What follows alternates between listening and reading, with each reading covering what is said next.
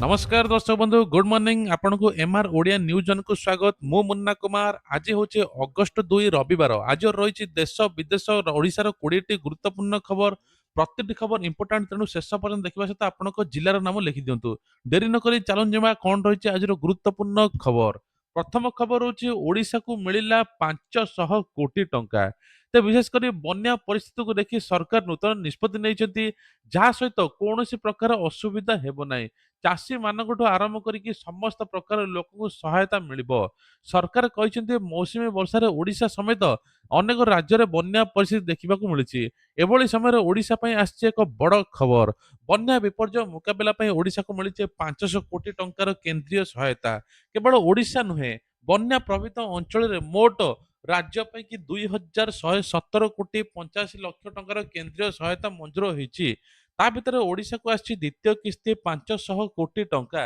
एही अर्थ राज्य विपर्यय प्रशासन पांठि एवं एसडीआरएफ केंद्रर अवदान भाव दियाजिब केंद्र गृह मंत्रालय अनुसार चलित मौसुमी ऋतु आरंभ बन्या परिस्थिति उपर केंद्र सरकार नजर रखिछंती तेबे बन्यारे जहार घर द्वार चाष जमी क्षयक्षति होईछि तार सब आकलन करा जिबा और क्षतिपूरण मध्ये मिलियो बोली सूचना मिलुछि परवर्ती खबर राज्य कैबिनेट रे बड़ निष्पत्ति 6टी विभाग रे 11टी प्रस्ताव को मिलिला मंजूरी आज बसिथिबा राज्य कैबिनेट बैठक रे नियाଯାଇଛି एकाधिक बड़ निष्पत्ति 6टी विभाग रे 11टी प्रस्ताव को मिलिछि कैबिनेट मंजूरी लोकसभा भवन में मुख्यमंत्री मोहन चरण माझी अध्यक्षतार राज्य मंत्रिमंडल 45तम कैबिनेट बैठक बसिथिला बैठक पर मुख्य शासन सचिव अनु गर्ग गणमाध्यम कैबिनेट निष्पत्ति संपर्क सूचना देइचंती एथिरे मध्ये अर्थ विभाग गोटे प्रस्ताव रही आईनगत विभाग गोटे प्रस्ताव मंजूरी होईछि कृषि और कृषक सशक्तिकरण विभाग एकोटी प्रस्ताव मंजूरी होईछि गृह निर्माण नगर उन्नयन विभाग दुईटी प्रस्ताव लाभ मिली टोटाल एबे कहुछि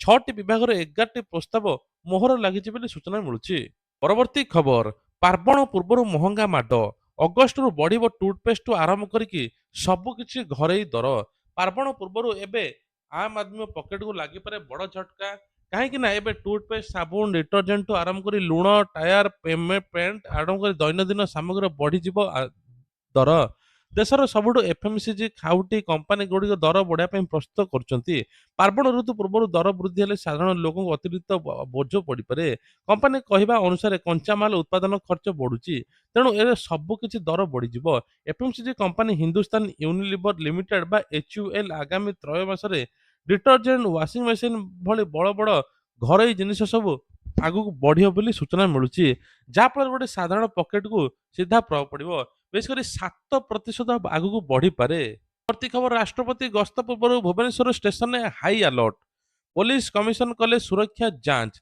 राष्ट्रपति द्रौपदी मुर्मू ओडिशा गस्त पूर्व एबे बड़ जांच चलती खूब जल्दी राष्ट्रपति ओडिशा को आसबे भुवनेश्वर रेल स्टेशन में सुरक्षार जांच कर यही समय डीसीपी और डीसीपी हेडक्वार्टर आईबी अधिकारी स्टेशन डायरेक्टर समेत विभिन्न विभाग उपस्थित थिले तेबे अगस्ट 3 रे स्वतंत्र विमान भुवनेश्वर विमान बंदर में पहुंचे यापर अगस्ट 4 भुवनेश्वर रेल स्टेशन सीधा ब्रह्मपुर गस्त करेंगे राष्ट्रपति गस्त जपरी सुरक्षार कौन प्रकार त्रुटि न रुहे से समस्त व्यवस्था कड़ाकड़ी भाव जांच परवर्ती खबर चाषी बड़ खबर ऋणर सुध अधा बोहिबे सरकार मिलिबो एककालीन सहायता ऋण सुझी न पारले जमी निलाम हेबार भय नाही चाषी आसीची आश्वस्ति खबर सरकार एबे कृषि ऋण बकेय सुधर 50% बोहिबे माने 50% छाड़ मध्य होई पारे तेबे एई योजना कहा पई केते टंका ऋण ऊपर से नेकी जानि दियंतु तेबे कुआ जाउची जे सरकार चाषी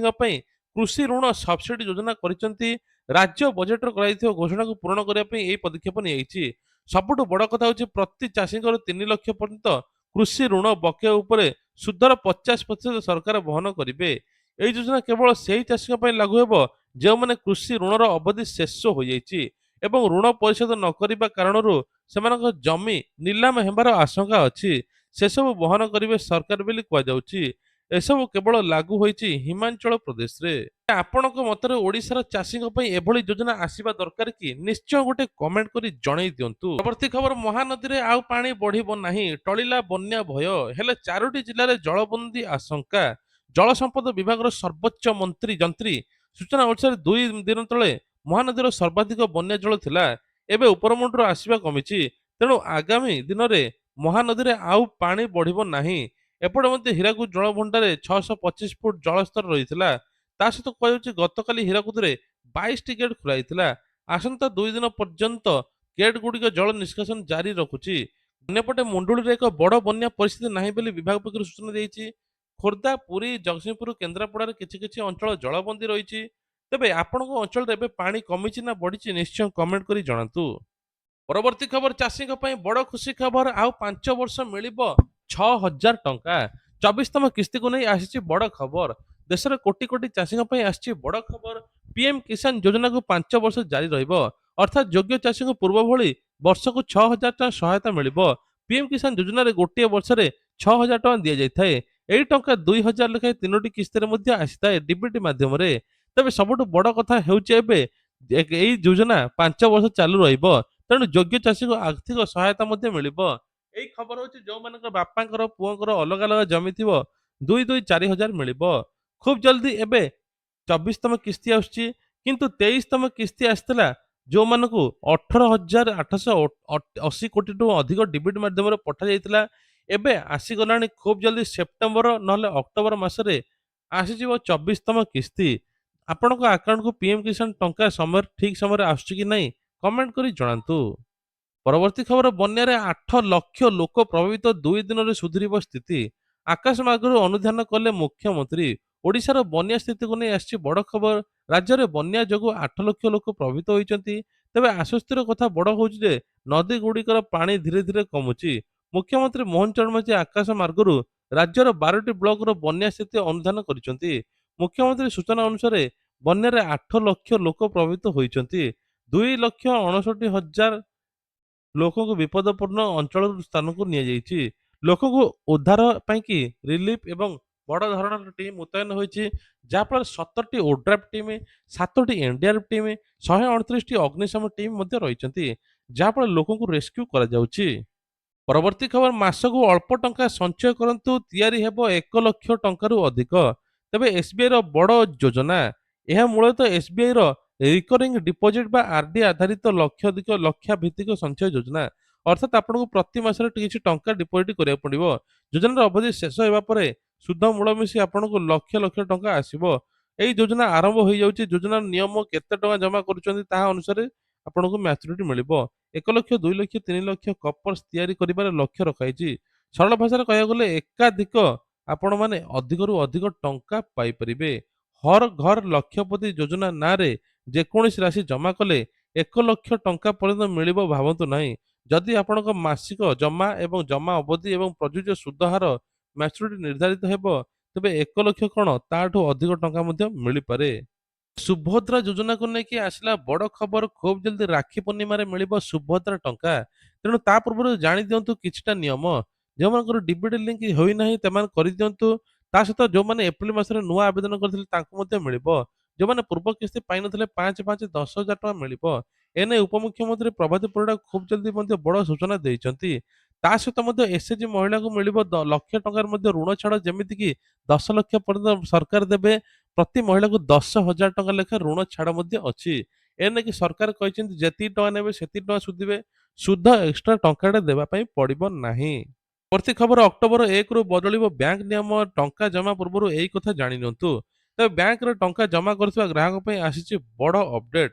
ରିଜର୍ଭ ବ୍ୟାଙ୍କ ଅଫ୍ ଇଣ୍ଡିଆ ନିୟମ ଅନୁଯାୟୀ ଜମା ଟଙ୍କା ସୁଧ ହାର ସମ୍ପର୍କରେ ବ୍ୟାଙ୍କ ଗୁଡ଼ିକ ଅଧିକ ସ୍ୱଚ୍ଛତା ରଖିବାକୁ ପଡ଼ିବ।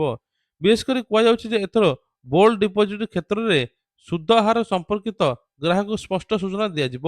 ନୂଆ ବ୍ୟବସ୍ଥାର ମୁଖ୍ୟ କଥା ହେଉଛି ଯେ ଏବେ ଦିନରେ ପରିମାଣ, ତାପରେ ତା ସହିତ ସମାନ ଅବଧି ଏବଂ ଜମା କଲେ ସୁଧ ମିଳୁନାହିଁ।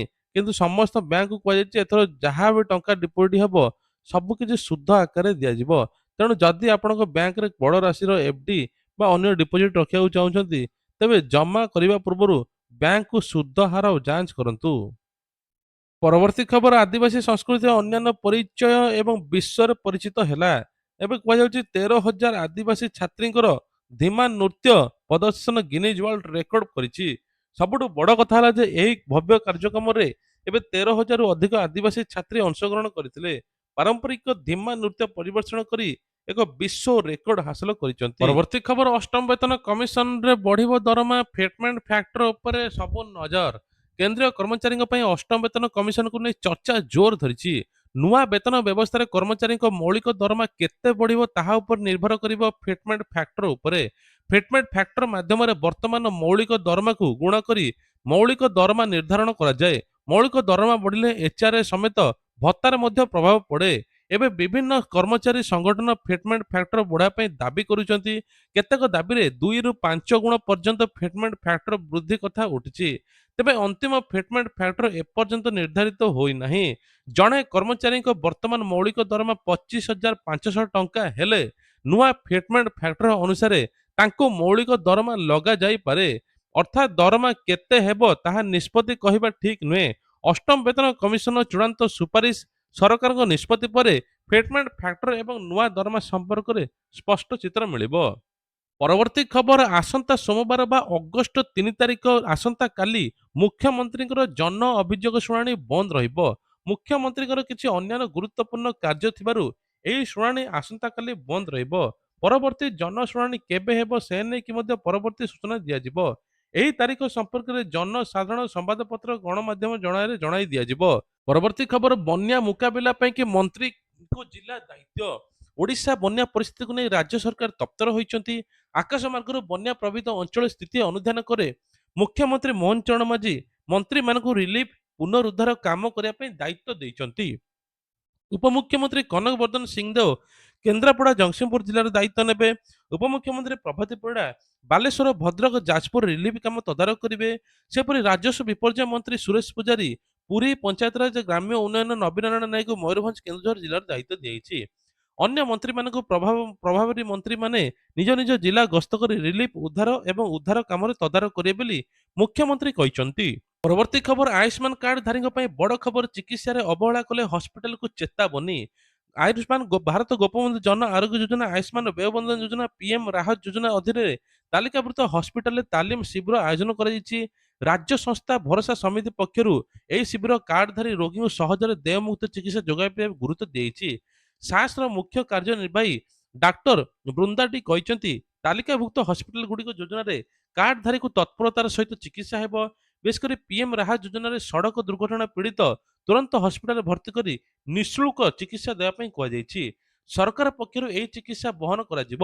ରୋଗୀଙ୍କୁ ଚିକିତ୍ସା ପାଇଁ ଅନାବଶ୍ୟକ ହଇରାଣ କରାଯିବ ନାହିଁ। ହସ୍ପିଟାଲ ଅବହେଳା ଦୁର୍ନୀତି ଚିକିତ୍ସାର ଅନାବଶ୍ୟକ ବିଳମ୍ବ ହେଲେ ସରକାର ଗୁରୁତର ଭାବେ ହସ୍ପିଟାଲକୁ ଚେତାବନୀ ଦେଇଛନ୍ତି ବୋଲି ସୂଚନା ମିଳୁଛି। ପ୍ରତି ଖବର ଅନୁଗୁଳରୁ ଆସିছে ବଡ଼ ବ୍ୟାଙ୍କ ଠକେଇ ନିଜ ପଦବୀର ଅପବ୍ୟବହାର କରି 2 ଜଣ ଗ୍ରାହକଙ୍କ ଆକାଉଣ୍ଟରୁ 84 ଲକ୍ଷ ଟଙ୍କା ହେରଫେର କରିଛନ୍ତି ଜଣେ ବ୍ୟାଙ୍କ ରିଲେସନସିପ୍ ମ୍ୟାନେଜର।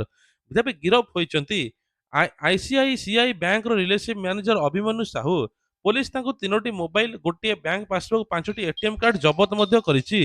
ତେବେ କୁହାଯାଉଛି ପୋଲିସ ମୁତାବକ ଅଭିମନ୍ୟୁ 2 ଗ୍ରାହକଙ୍କୁ ପଞ୍ଜୀକୃତ ମୋବାଇଲ ନମ୍ବର ବଦଳାଇ ନିଜ ନାମ ଯୋଡ଼ି ଦେଇଥିଲେ।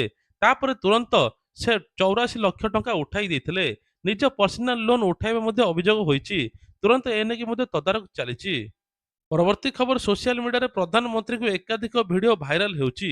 ଏହି ଭିଡିଓ ଦାବି ହେଉଛି ଜନ୍ତର ମନ୍ତରରେ ବିରୋଧ ପ୍ରଦର୍ଶନ କରୁଥିବା ଛାତ୍ରଛାତ୍ରୀଙ୍କ ବିରୋଧରେ ମନ୍ତ୍ରୀ କଡ଼ା ଚେତାବନୀ ମଧ୍ୟ ଦେଇଛନ୍ତି। ତାଠୁ ମଧ୍ୟ କହିଛନ୍ତି ଯେ ଯିଏ ଏସବୁ ଡିପ୍ ଫେକ୍ ଭିଡିଓ ବନାଉଛି ତାଙ୍କ ଉପରେ ଦୃଢ କାର୍ଯ୍ୟାନୁଷ୍ଠାନ ନିଆଯିବ। ପିଆଇବି ପକ୍ଷରୁ ଭାଇରାଲ ଭିଡିଓ ହେଉଥିବା ଫର୍ଜି ବା ଡିପ୍ ଫେକ୍। ତେବେ ପ୍ରଧାନମନ୍ତ୍ରୀ ମୋଦି ଛାତ୍ରଛାତ୍ରୀଙ୍କ ବିରୋଧରେ ଏଭଳି କୌଣସି ବୟାନ ଦେଇନାହାନ୍ତି। ତେଣୁ ସୋସିଆଲ ମିଡିଆରେ ଏଭଳି ଭିଡିଓ ଦେଖିଲେ ତୁରନ୍ତ ବିଶ୍ୱାସ ନ କରି ସତ୍ୟତା ଜାଣନ୍ତୁ। ଆଉ ଯିଏ ଏସବୁ ଡିପ୍ ଫେକ୍ ଭିଡିଓ ବନାଉଛି ତା ଉପରେ ଦୃଢ କାର୍ଯ୍ୟାନୁଷ୍ଠାନ ନିଆଯିବ। ପରବର୍ତ୍ତୀ ଖବର 50,000 ଲାଞ୍ଚ ମାଗିଲେ ଡାଟା ଅପରେଟର, ଫୋନରେ ଧରିଲେ ମନ୍ତ୍ରୀ ଆକ୍ସନ। ତେବେ ବିହାରରେ ଲାଞ୍ଚ ମାଗୁଥିବା ଜଣେ ଡାଟା ଅପରେଟରକୁ ସସ୍ପେଣ୍ଡ କରାଯାଇଛି। ଆଜି ସବୁଠୁ ଚର୍ଚ୍ଚାର ବିଷୟ ହେଉଛି ଏହି ଘଟଣା ନିଜେ ମନ୍ତ୍ରୀ ତୁରନ୍ତ ଆକ୍ସନ ନେଇଛନ୍ତି। ଘଟଣାଟି ସିଧାମଢି ଜିଲ୍ଲାର। ତେବେ ଅଭିଯୋଗ ଅନୁସାରେ ଅନୁସୂଚିତ ଜନଜାତି ବିଭାଗର ଅନୁଦାନ ପାଇଁ ଜଣେ ଡାଟା ଅପରେଟର 50,000 ଟଙ୍କା ଲାଞ୍ଚ ମାଗିଥିଲେ। ଏନେଇ ଅଭିଯୋଗକାରୀ ମନ୍ତ୍ରୀଙ୍କ ଲକ୍ଷ୍ନୌର ପାର୍ଶ୍ୱତ ନିକଟରେ ପହଞ୍ଚିଥିଲେ। ମନ୍ତ୍ରୀ ତୁରନ୍ତ ଡାଟା ଅପରେଟରକୁ ଫୋନ କରିଥିଲେ। ଫୋନରେ ଡାଟା ଅପରେଟର 50,000 ଟଙ୍କା ଦାବି କରିଥିବା ଅଭିଯୋଗ ହୋଇଛି। ଏହାପରେ ମନ୍ତ୍ରୀ ଅଧିକାରୀଙ୍କୁ ତୁରନ୍ତ ସସ୍ପେଣ୍ଡ କରିବା ସହିତ ତଦନ୍ତ କରିବା ପାଇଁ ନିର୍ଦ୍ଦେଶ ଦେଇଥିଲେ। ଚନ୍ଦନ ନାମକ ଏହି ଡାଟା ଅପରେଟର ସୋନପୁର ସାର୍ ରହୁଥିଲେ ବୋଲି କୁହାଯାଉଛି।